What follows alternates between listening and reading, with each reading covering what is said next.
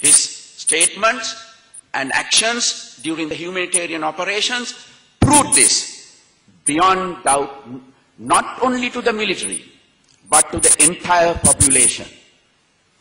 As importantly, there was no change in resoluteness from the first day of the operation to the last. The committed leadership displayed by the President was also absolutely vital. For the duration of the humanitarian operations, over 3.5 years, the President chaired the weekly Security Council meetings, where the debrief for the past week and the plans for the coming week were discussed. By constantly keeping in touch with the unfolding situation, President, as the Commander-in-Chief, was fully cognizant of the great progress being made. When there were setbacks, as there can be in any military operation, he understood that they were only temporary. During the course of the operations, in the face of increasing military casualties and mounting international criticism, no matter how unfounded, the President stood firm and absorbed all these pressures. As Commander-in-Chief, his resolute stance gave our personnel the confidence to press ahead with their operations. He never faltered from the ultimate goal. The President also reacted very promptly in crisis situations. When the LTT's Claymore mine attack on a bus killed close to 70 innocent civilians at Kabitigolava, a village in the north-central province, very close to LTT-dominated territory, he went to the scene immediately. Though the situation was tense, he visited the mortuary, spoke to the bereaved as well as the other people in the affected area. He immediately instructed the local commander to strengthen the villagers to prevent further LTT atrocities. Similarly, when the LTT developed its light, low-flying aircraft that threatened vital installations as well as civilians in Colombo during night raids, the President personally supervised the rehearsals of new air defense system that was installed at Katunayake Air Base to counter this threat. Such examples of commitment and leadership at the very top gave a lot of confidence to the entire country during this difficult period. The President's personal commitment to the successes of humanitarian operation went above and beyond the call of duty.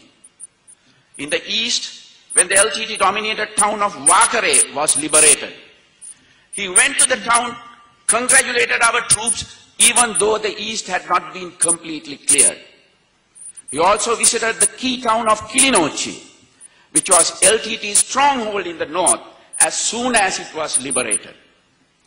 This was a landmark victory during the course of the war, and although the northern operation was still in progress, the President went there to speak to the troops. Such acts gave our military personnel every encouragement as well as the confidence to press ahead and see the humanitarian operations through to its conclusion. There were many key factors that led to the success of the humanitarian operations. Perhaps the most important and critical factor was the President's decision to expand the armed forces. One of the first things we realized when we studied the previous military campaigns was that the Sri Lankan military always superior to the LTTE. Our talented commanders and dedicated personnel most often succeeded in their encounters with the enemy. Specialized regiments such as the Special Forces and the Commandos had developed a very high level of skill and professionalism over the years and were more than capable of defeating the LTT in a single battle. However, There just were not enough troops in the armed forces to consolidate these wins in battle to achieve final victory in the war. The primary reason for this was the sheer extent of land that the LTT was active in and the guerrilla tactics used to dominate them. These included the eastern province, of which 1/3 was controlled by the LTTE, the Jaffna Peninsula, islands, and the Muhammale forward defense line, which were under government control, but in which the LTT was also active. And the Wani, which was a vast jungle terrain, fully dominated and controlled by the LTT. Due to the LTT's terrorist activities, the rest of the country also needed attention. In the Jaffna Peninsula, islands and the forward defense lines at Muhammale, there were approximately 40,000 troops already deployed. It was necessary to hold these positions in strength. Once the eastern province was cleared, it was equally essential to hold the territory in strength to prevent the LTT from infiltrating it again. It should be noted that at the time, the LTT leader proclaimed that the defeat in the east was only temporary and a tactical withdrawal. This is because the eastern province had been cleared by government forces in the past, only for the LTT to return in numbers and reoccupy and restart terrorism there, while the military was actively engaged elsewhere. A repetition of this was avoided because we had enough personnel on the ground to hold and dominate the territory. When it became to the Wani, it was necessary for the military to operate on a number of different axes and on a wider frontage.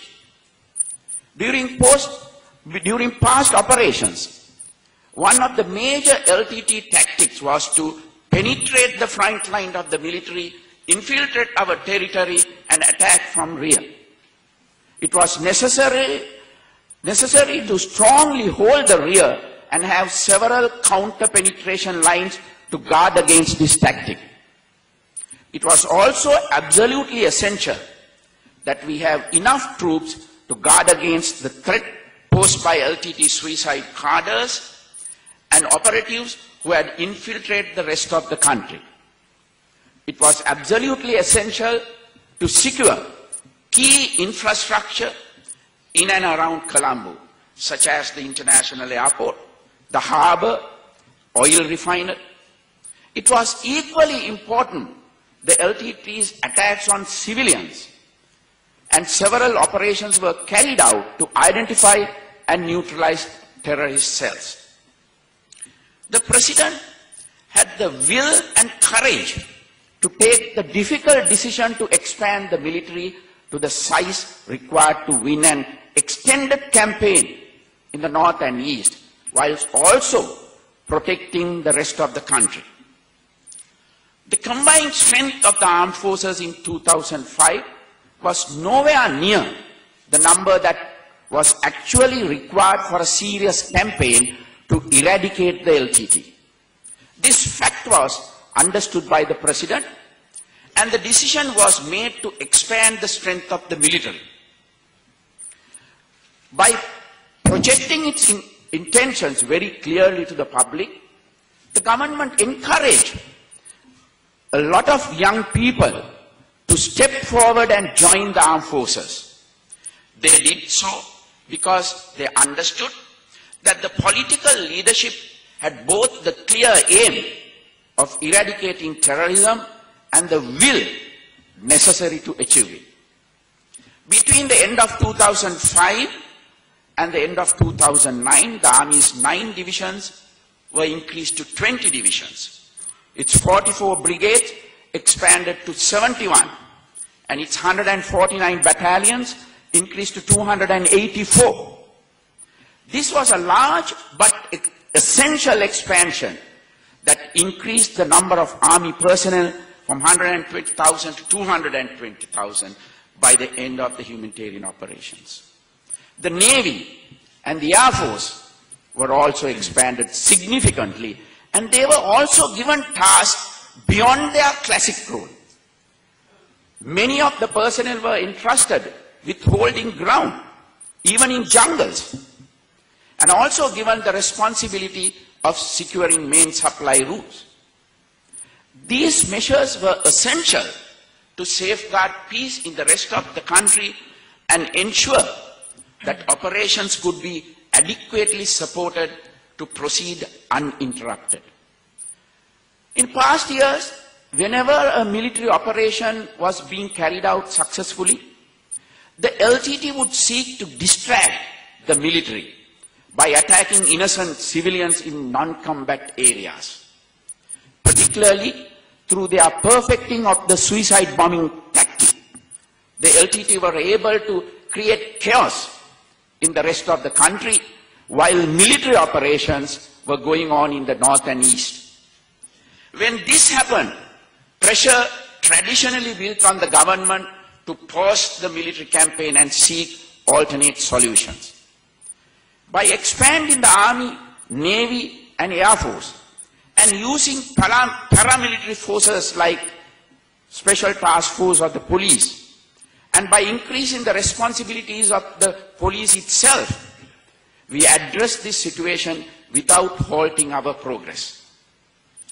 By safeguarding the rest of the country, the humanitarian operation could go ahead uninterrupted.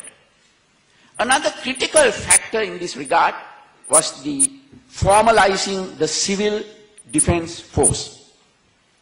This was initially a loose arrangement organization of civilians who had been given only shotguns to protect the villages under threat from the LTT. When the decision to once again engage the LT militarily was made, it was clear that the LTT would try to distract the operations by attacking more innocent civilians in these villages. Therefore, it was necessary to formally organize these civilians into a proper paramilitary force capable of protecting vulnerable villages. 42,000 able-bodied men were recruited from the villages and given proper training as well as equipment. They played a significant role in protecting their villages from LTT attacks during the course of the humanitarian operation. Alongside the commitment of the President and the political hierarchy to the humanitarian operations, it was equally essential that the government itself have the stability to see the campaign through its conclusion. This was a particular issue for the President and the key political leadership because the then government comprised a coalition that had only a tenuous majority in Parliament. If the government had collapsed at any point during the military campaign, all our efforts would have been in vain.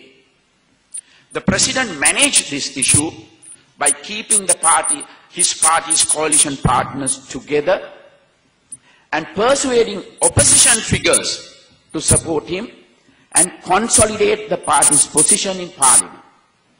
For this reason, the cabinet had to be increased to a historic size, and various portfolios were handed over to notable party members within the coalition. There was a great deal of criticism of this at that time, but it was an absolutely necessary step, maintaining the government's stability